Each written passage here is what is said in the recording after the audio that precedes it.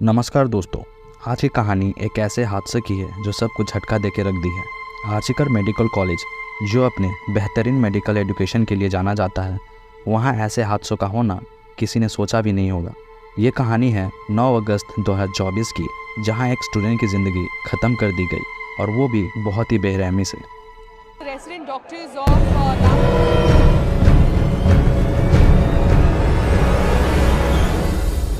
ये कहानी है एक मेडिकल स्टूडेंट की जो अपने पढ़ाई और सपनों को लेकर बहुत ही पैशनेट थी, लेकिन उस रात उसके साथ जो हुआ वो किसी नाइटमेयर से कम नहीं था।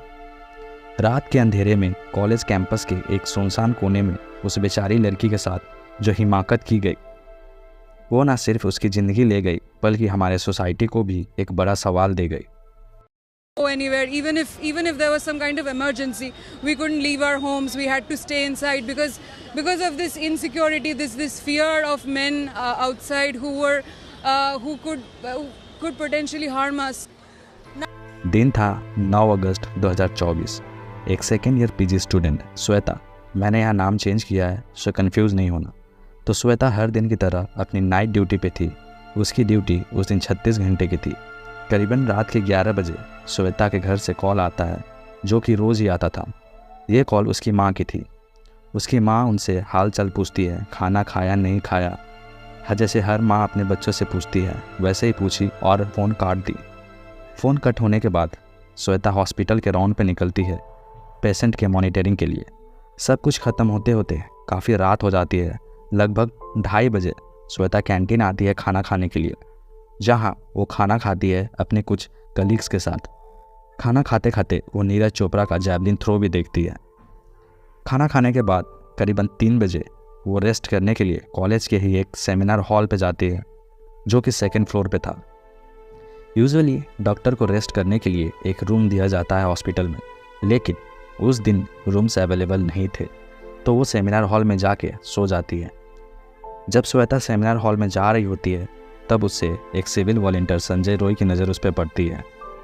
श्वेता को अकेले रात में वहाँ देख के उसका नीयत ख़राब हो जाता है। संजय सेमिनार हॉल के आसपास मंडराने लगता है, बार बार आसपास देखता है कहीं कोई आ तो नहीं रहा। वो स्टेयर्स पे भी चेक करता है। फिर मौका पाके लगभग 4 बजे वो सेमिनार हॉल में घुस जाता है, जहाँ श्वेता सो रही होती है। संजय जाते ही उस पर हमला कर देता है। मैं बता दूँ, संजय एक बॉक्सिंग एक्सपर्ट भी है।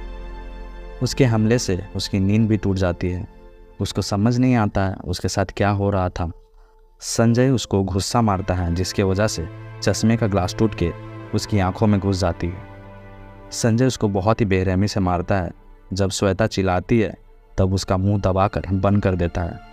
फिर संजय उसके साथ घिनौनी कुकर्म करता है, फिर उसका गला दबाकर उसकी जान ले लेता है। उस पर करीबन 45 मिनट तक अत्याचार होते रहे।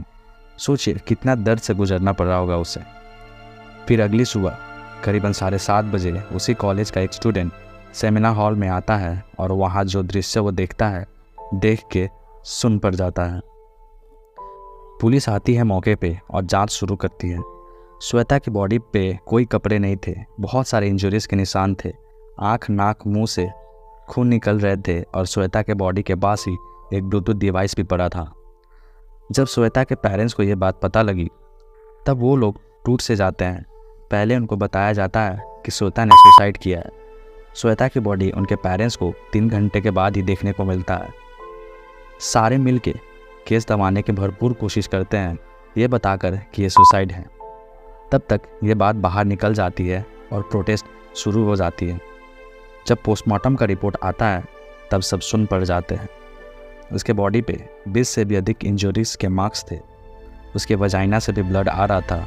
पोस्टमार्टम में ये भी पता चलता है मरने के बाद तक उसके साथ रेप किया गया था।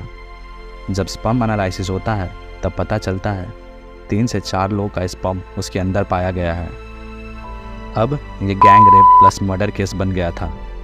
पुलिस पे IMA और पब्लिक का प्रेशर बन रहा था। सबसे शॉकिंग बात तो ये थी, इतने बड़े मेडिकल कॉलेज के सेमिनार हॉल में कोई CCTV नहीं था। लेकिन अच्छी बात ये थी कि हॉल जाने वाले रास्ते पे एक CCTV कैमरा था। पुलिस ने रात 2 बजे से लेकर सुबह 7 बजे के बीच का CCTV फुटेज चेक किया। टोटल 6 लोग उस रात उस रास्ते से गुजरे थे। सबसे पूछताछ की गई और वो ब्लूटूथ ईयरफोन सभी के फ़ोन से कनेक्ट करके चेक किया गया, क्योंकि ब्लूटूथ जिस फ़ोन से पहले कनेक्ट हुआ रहता है, अगर उस फ़ोन का ब्लूटूथ फिर से ऑन किया जाए तो वो ऑटोमेटिकली कनेक्ट हो जाता है। और ऐसा ही हुआ, वो ब्लूटूथ संजय राव के फ़ोन से कनेक्ट हो गया। जब पुलिस उसके घर पे रेड डाली तो पुलिस को वहाँ से एक जूता बरामद हुआ जिस पे खून लगी थी, और घर के बाहर कुछ कपड़े सुखाए हुए थे, जो कपड़े वो सीसीटीवी फुटेज में भी देखा गया था। जूते वाले खून श्वेता के खून से मैच हो गया और पुलिस ने उसे हिरासत में ले लिया। जब उसका फ़ोन चेक किया गया, उसके फ़ोन में कई सारे पोर्नोग्राफिक वीडियो पाए गए और उसके सर्च हिस्ट्री में कई सारे बहुत ही वायलेंट पोर्नोग्राफिक सर्च थे। ये भी बताया जा रहा है संजय ने 4 शादी की थी। उसकी वायलेंट नेचर देख के कोई भी उसके साथ रहना पसंद नहीं करती थी। हालांकि संजय अपना जुर्म कबूल करता है। संजय ये भी बयान देता है कि हाँ, मैंने किया है, जो करना है कर लो, मुझे फांसी देना है दे दो। लेकिन गिरफ्तारी अभी सिर्फ संजय की हुई थी। बाकी लोग जो इन्वॉल्व है इस केस में अभी तक हाथ नहीं लगे हैं। कहा जा रहा है इस केस के पीछे कई बड़े बड़े लोग इन्वॉल्व हो सकते हैं। 15 अगस्त को हजारों की संख्या में मॉब आके प्रोटेस्ट करने वालों के साथ मारपीट किया और कॉलेज में तोड़फोड़ किया। बताया जा रहा है पुलिस भी डर से कुछ नहीं कर पा रहे हैं। ये भी बताया जा रहा है कि वो लोग एविडेंस को भी टैंपर करने की कोशिश कर रहे थे।